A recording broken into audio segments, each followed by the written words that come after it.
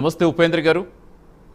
ముప్ప అంకమరావు గారు రాజకీయ విశ్లేషకులు సీనియర్ గారు మనకి అందుబాటులోకి వచ్చారు జూమ్లో. నమస్తే అంకమరావు గారు.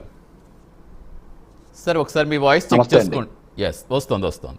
అలాగే అంతే సత్యం గారు సీనియర్ రాజకీయ విశ్లేషకులు మనకి జాయిన్ అవుతారు.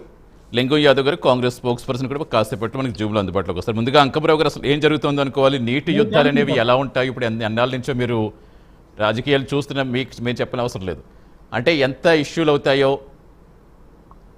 ఎస్ వస్తాను, ఒక నిమిషం మీకు ఉపేంద్ర గారు వస్తాను. ముందు అంకమరావు గారు, నీటి యుద్ధాల విషయాల్లో ఎలా జరుగుతాయో, రాష్ట్రాల మధ్య ఎంత గొడవలు రేపుతాయో, ఇప్పుడు తాజాగా ఇప్పుడు మన రెండు తెలుగు రాష్ట్రాల మధ్య జరుగుతున్న ఇష్యూలకు సంబంధించి ఏం జరుగుతుంది అనుకోవాలి? ముందుగా మీకు ప్రైమ్ నైన్ యాజమాన్యానికి, ఈనాటి ఈ కార్యక్రమంలో పాల్గొంటున్న పెద్దలకు, వీక్షకులందరూ కూడా శుభ సాయంత్రం అండి. నమస్తే, చెప్పండి. సహజంగా మామూలుగానే ఇప్పుడు నీటి యుద్ధాలు వస్తాయి అని చెప్పని ఎప్పుడో చెప్పారు నీటి గురించి. ఎందుకంటే ఈ రోజు సాగునీరు కావచ్చు, తాగునీరు కావచ్చు, దాని మీద అవగాహన లేకపోవటం అనేది ఒక అంశం అయితే, రాజకీయ ప్రయోజనాలు, స్వప్రయోజనాల గురించి ఆలోచించుకుంటూ ప్రజల ప్రయోజనాల గురించి ఆలోచించుకోకపోవటం వల్ల కేంద్ర రాష్ట్ర ప్రభుత్వాలు చేస్తున్న తప్పులు ఈరోజు ప్రజలు బలవుతున్నారండి. ఇది మాత్రం వాస్తవం. ఎందుకంటే నీటికి సంబంధించినటువంటి విషయాల్లో కేంద్రం జోక్యం చేసుకోవడంతో పాటు ప్రాజెక్టులు కనుక మనం చూసుకుంటా ఉంటే, పైన ఏది కృష్ణానది మీద ఎగువ మీద ఉన్నటువంటి మహారాష్ట్ర కావచ్చు, లేదంటే కర్ణాటక రాష్ట్రం కావచ్చు, వాళ్ళు ఏ ప్రాజెక్టులకైనా సరే అనుమతులు ఎన్ని ఉన్నాయి, ఏ విధంగా నిర్మించుకున్నారు, దాని గురించి ఎంతమంది పోరాడారని చెప్పి కనుక మనం చూసుకుంటా ఉంటే ఒకసారి మనకి అర్థమైపోతూ ఉంటుంది. దీంట్లో ఎంత రాజకీయాలు, ఎంత స్వప్రయోజనాలు ఇమిడి ఉన్నాయి అనేది స్పష్టంగా అర్థమైపోతా ఉంది. ఇప్పటికి కూడా ఇప్పుడు చూస్తూ ఉంటే ఆల్మట్టి డామ్ ని మళ్ళీ పెంచే యోచనలో ఉన్నారనే సంగతి నిన్న నుంచి కూడా హల్చల్ చేస్తా ఉంది. ఇవన్నీ కూడా చూసుకుంటా ఉంటే ఇక్కడ గమనించుకోవాల్సిందంటే, అంతర్జాతీయ జల వివాదంలో ఒక విషయం, ముఖ్యమైన విషయం ఉందండి. ఏంటంటే వరద జలాలు గనక హక్కులు కోరేటట్టయితే రేపు పొద్దున వరదలు వచ్చినప్పుడు వాళ్ళ వాటాని కిందకు వదలకూడదు. అర్థమైందండి? అంటే ఇప్పుడు మిగులు జలాలు ఉపయోగించుకున్నారు, లేకపోతే వరద జలాలు ఉపయోగించుకున్నారు, ఈ అంశం మీద తగులు అడుగుంటా ఉన్నారు కదా.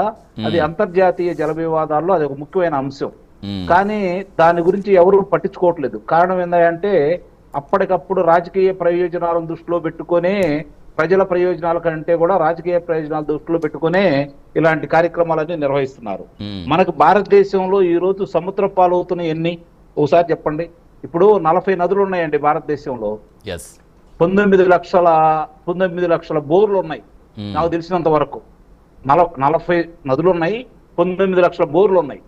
ఈ రోజు ఇంత జలాలు సముద్రం పాలవుతా ఉంటే ఇంకా ఈ 19 లక్షలు కరెంటు తోటి ఉత్పత్తి అయ్యే విధంగా, నీరుని పైకి తీసుకొచ్చే విధంగా చేసుకోవాల్సిన దౌర్భాగ్య స్థితి ఎందుకు వచ్చింది భారతదేశంలో? నిస్సందేహంగా ఈ పాలకుల తప్పు. ఒకళ్ళు ఎక్కువ చేశారా, ఒకళ్ళు తక్కువ చేశారా అది పక్కన పడేస్తే, పాలకులు చేస్తున్న తప్పు అనేది అయితే నేను స్పష్టంగా చెప్పగలను. రాజకీయ ప్రయోజనాలు ముడిపెట్టుకోవటం, గతంలో చేసిన వాళ్ళు తప్పు చేశారని చెప్పని అధికారంలో రావటం కోసం ప్రతిపక్షాలు విమర్శిస్తాయి. వాళ్ళ అధికారంలోకి వచ్చిన తర్వాత వాటి గురించి పెద్దగా పట్టించుకోరు, భూతద్దంలో చూపిస్తూ ఉంటారు, దాని గురించి విమర్శిస్తూ ఉంటారు, తప్పులు చేశారని చెబుతారు. ఎవరికి శిక్షలు పడ్డాయా ఇప్పటి వరకు? భారతదేశంలో ఎవరికైనా శిక్షలు పడ్డాయా దీనికి సంబంధించిన ఏ పాలకులకైనా? కాబట్టి ఇక్కడ మీరు స్పష్టంగా అర్థం చేసుకోవాల్సింది ఏంటంటే, పాలకుల్లో చిత్తశుద్ధి లేదు. వైషమ్యాలు రెచ్చగొట్టడానికి, ప్రాంతీయ విద్వేషాలు రెచ్చగొట్టడానికి, ఎన్నికల్లో గెలవటానికి, ఆ తర్వాత ఏదైనా ఇలాంటి ఏర్పాటు చేసుకున్నప్పుడు కమిషన్లో తీసుకోవడానికి మాత్రమే ఎక్కువ ఉత్సాహం చూపే రాజకీయ నాయకులు, ప్రభుత్వ పెద్దలు ప్రజా ప్రయోజనాల గురించి పట్టించుకోవట్లేదని సుస్పష్టం అండి. ఇది మాత్రం చాలా స్పష్టంగా చెప్పగలను నేను. ఖచ్చితంగా. ఎస్, డెఫినెట్గా అండి. ఎస్, మనతో